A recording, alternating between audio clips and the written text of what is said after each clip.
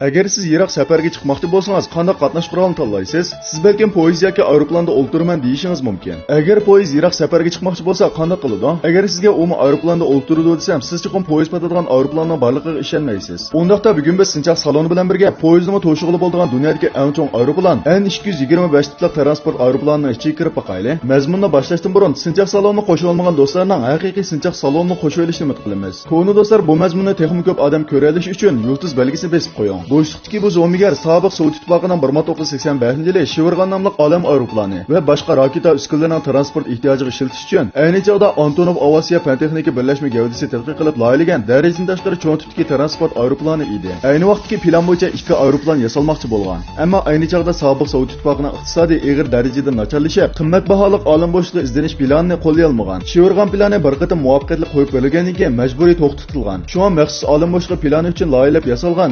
N225 tabiiy holda mavjud bo'lib turish ahamiyatini yo'qotgan. Eng oxirida ikki aeroplan yasash plani bo'yicha birinchi aeroplan yasalib bo'lgandan keyin ikkinchi aeroplanga pechat urilgan. Yasash va uchishni haqiqiy tamomlagan N225 tipli transport aeroplanidan faqat biri bor bo'lib, 1988-yili 11-oyning 31-kuni zavoddan chiqqan. Ro'yxatga oldirish nomeri CCCP 82060. Shu yili 12-oyning 21-kuni Kivida tunji qatim sinab uchirilgan. Keyingi yili 5-oyning 13-kuni asldagi plandagi tunji qatimda qarshi urgan nomli uchish vazifasini tamomlagan. Siz chuqur qiziqishingiz mumkin. Poyezdni to'shig'ili bo'lgan bu transport aeroplani zodi qanchalik cho'ng? N225 transport aeroplanining umumiy uzunligi 84 metr, egizligi 18,1 metr, qanotining uzunligi qo'rqinchli 88,4 metrga yetadi. Bu xil o'lchamdan halqagan qanot xalqaro aviatsiya tashkilotining belgilamasidan eshib ketgan. Jumgo'da faqat Shijajonning Jingdong aerodromida qo'na oladi. Siz N225 ni hargizmi qarmoqlar cho'ng o'xshaydi deb qalmang. Uning uchish eg'irligi tasavvur qilg'isiz 640 tonnaga yetadi. Ayni chog'da zavod e'lon qilgan yuk ko'tarish miqdori 250 tonna edi. Lekin odatda u oz deganda 300 tonna yuk ko'tarish iqtidoriga ega deb qaraladi.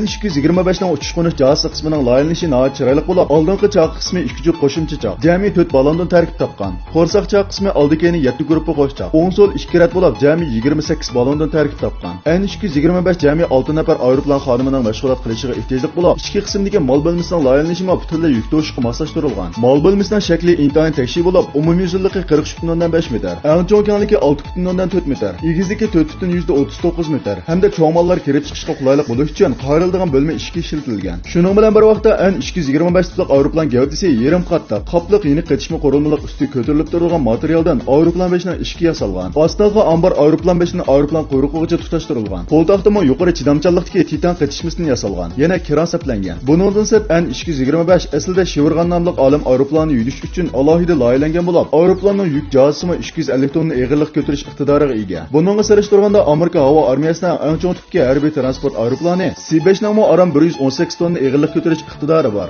N225 tipli transport aeroplani yuk miqdori to'liq bo'lgan ahvol ostidami 2500 kilometr oraliqqa uzluksiz ucha oladi. Bu elib yurgan nisbatan ko'p yiqilg'uning foydasi hisoblanadi. 2004-yili xalqaro aviatsiya birlashmasi tuzgan o'lchamda N225 tipli aeroplanning ko'ptillik 300 tonnalik yuk bilan uchish va uzun masofalik uchishni tamomlash rekordi bor. Shundoq deyishga bo'ladiki, o'tmishga va hozirgiga nazar solsak, N225 transport aeroplani aviatsiya tarixidagi sanoat mo'jizasi deb atashga bo'ladi. Bilishingiz kerakki, agar N225 transport aeroplanini yo'lovchilar aeroplaniga yetkazsak, dastlabki mo'ljarga asoslanganda uningga bir vaqtda 1500 dan 2000 gacha yo'lovchi sig'adi ekan. Bu navbatda dunyo bo'yicha eng cho'ng A380 yo'lovchilar aeroplani sig'maning to'tasiga to'g'ri keladi. Ko'rib olishga bo'ldiki, N225 tipli transport aeroplani dunyodagi eng cho'ng havo bo'shlig'i zo'migari bo'lish sifati bilan faqat quruq nomga ega emas. Ammo havo bo'shlig'idagi bu zo'migar sobiq Sovet ittifoqi parchalangandan keyin bir bo'longa tashlanib qolgan. Ayni chog'dagi N225 ni Antonov turishliq Ukraina o'tkazib olgan bo'lsa-mu, ammo Ukrainaning iqtisodiy ahvoli intayin nachar bo'lg'achqa N225 tipli transport aeroplanidan chiqqan g'oyosir chiqim Ukrainani texnik qiyin ahvolga tushirib qo'ydi. Shunga birinchi nomerlik aeroplan 1994-yili 5-oyda zavodning bir bo'lonida sovuq muomalaga uchrab, ucholmaydigan bir holatga tushib qolgan. Ajaba bir avlod havo bo'shliq zo'migiri mushundaqla yerga tushib ketamdi. Ammo Ando 124 nomli yo'lovchilar aeroplanining muvaffaqiyatli uchishiga ergishib, Antonov Avasiya fan-texnika birlashmasi yana bir qatim nazarni N225 tipli transport aeroplaniga yetkazgan. 2000-yildan boshlab bir yil atrofida N225 ni o'zgartirib qurashtirib, aeroplan gavdasini kuchaytirib hamda eng ilg'or bo'lgan g'arbning aviatsiya elektr uskunalarini almashtirib, oxiri 2001-yilning oldingi yarmida u osmonda qaytadan parvoz qildi. Xorij aviatsiya ko'rgazmasida N225 tipli transport aeroplani dunyodagi har qaysi davlatlarning zo'r qiziqishiga erishdi. Ba'zida Atlantik okean halqagan aviatsiya liniyasida yuk to'sh vazifasini ustiga oladi. Yer sharida yuqum ahvoli ko'rilganidan buyon nurg'un davlatlar yana o'xshamagan tipdagi transport aeroplanlarini avatdi. Kishini xushal qildigani shuki, bu dunyo bo'yicha eng chong transport aeroplani N225 yuqumga qarshi harakatga rasmiy qatnashdi. Shundoq bo'lib qolmay yana bu qatimqi yer shari bo'yicha e'tiroz bildirib, moddiy ashyo to'shdagi yangi e'tiborli narsa bo'lib qoldi. Garchi an 225 tiplik to'shuvchi aeroplanni ijaraga olishga faqat 1 soatla 120 ming Amerika dollari bo'lsa-mu, ammo yuqum ahvolda davolash moddiy ashyolar kamchil bo'layotgan ahvolda u haqiqatan texmi ig'ir yuklarni ko'tara oladi. Ham moddiy ashyolarni tezroq yig'inchoqlay oladi. Shunga an 225 har qaysi davlatlarni jalb qila oladi. 2020 yil 6-oyning 10-kuni bu an 225 tiplik transport aeroplani Jungo Tianjindan 9 ming dona tibobatda ishlatilgan qo'llanish kiyimini olib, Irlandiyaning Shannonga to'shidi. Ondan Kiyevga qaytib keldi. Bu qatimqi tekshirish va remont qilishda aeroplanning motorini qarorlik remont qilib tekshirdi. Hamda organizmning ahvolini tekshirdi. Yana uchish maskalish guvohnomasi 2021-yilgacha uzartdi. 2 oy ichida necha ming tonna yuqumli kasallikka qarshi moddiy ashyo Jungodan dunyoning har qaysi joylariga to'shilib, 11 qatim yuqori qiyinlik darajasidagi okeanal qilgan to'sh vazifasini ijro qildi. Butun yer shariga yuqumli kasallikka taqobil turish mezgilida an 225 tiplik transport aeroplani zo'r tuhfalarni qo'shdi.